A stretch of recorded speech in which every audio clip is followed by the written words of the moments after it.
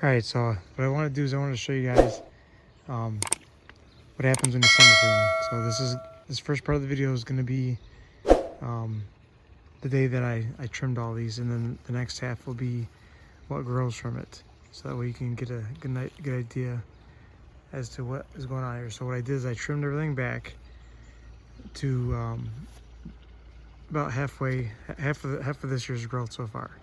This is the first week of July. I just wanted to make sure we knew that, but I trimmed everything back to about half of this year's growth. This way, there's still time for it to shoot out buds, which will hopefully be fruiting buds for next year, and that will cut the waiting time down by a year for me to get apples. I did that with all these. This is my Golden Delicious graft, and then there's the Cortland graft I did there. So what I did is in the wintertime, I framed this out to what I wanted to do.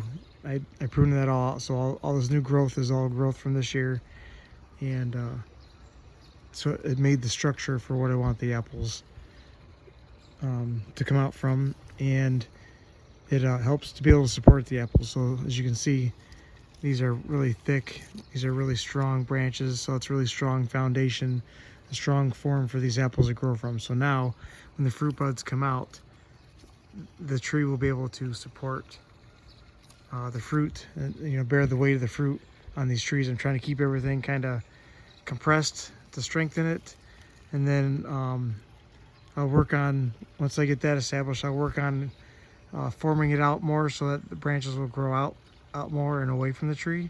I'll start pruning for that in the upcoming years, and I did that with all the trees here. I even did that with my Golden Delicious. This is a Golden Delicious. This is my pollinator tree, so I'm hoping to get lots of flowers next year. Every single one of these has grafts on it. And let's see, so this one graft right here, I left this because I want to use this for grafting material in August.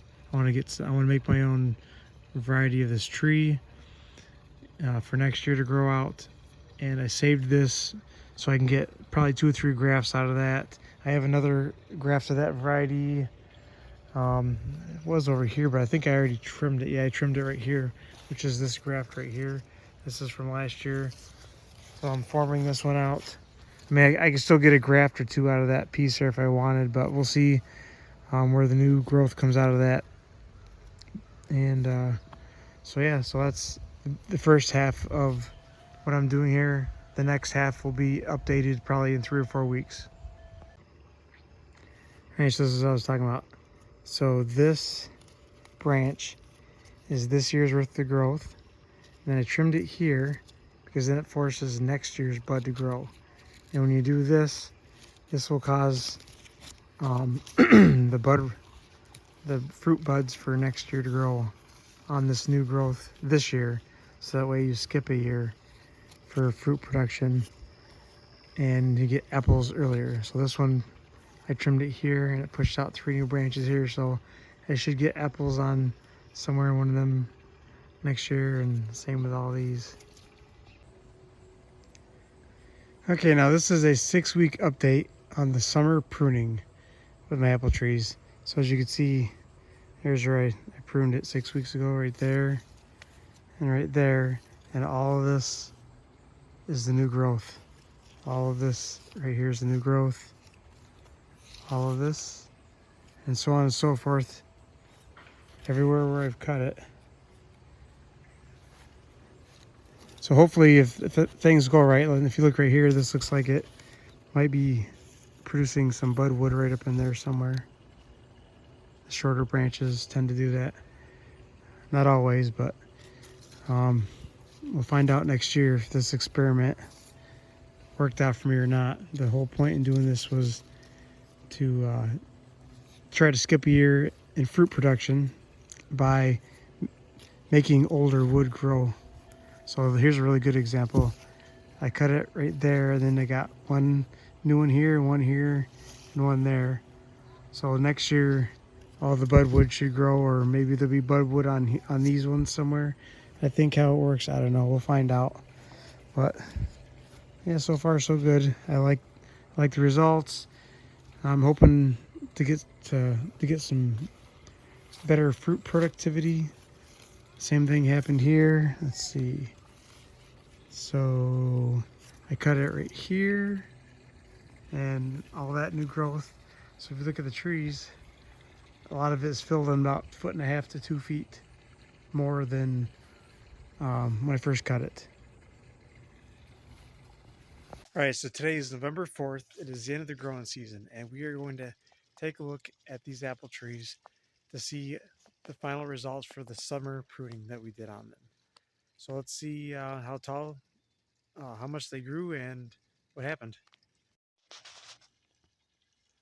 Okay, so check that out. Right up there's the, the tips of it. So let's see if I can't get the tape measure up there right around there. So as you can see right there is where we did the cut in the summertime right there. And we're right at just a little bit past the 3 foot mark. So that's how much has grown since I cut these over the summer.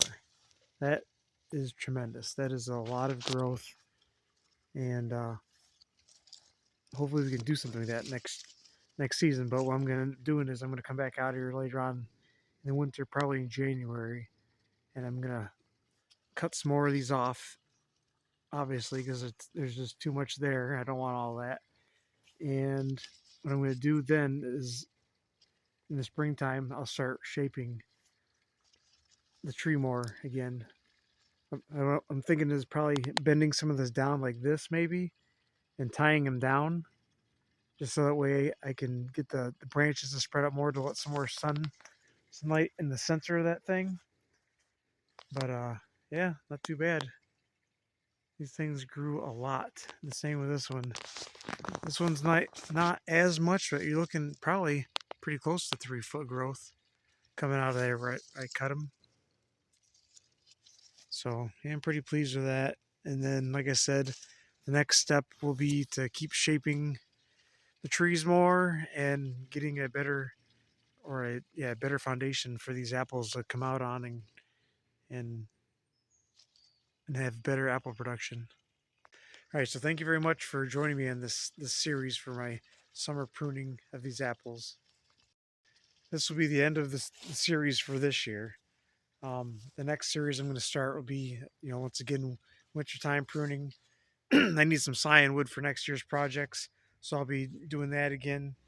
And what I may end up doing is once all these leaves drop, because it's getting that time of year, once all these leaves drop off, I might just do a short video to come out here and check out all the grafts I did, see how they turned out. I like looking at them when they're bare leaves like that. So if you like what you're seeing, don't forget to hit that subscribe button. Don't forget to like it. Don't forget to share it. Come check me out on Facebook and Instagram. You can find me at Dreaming Green Nursery.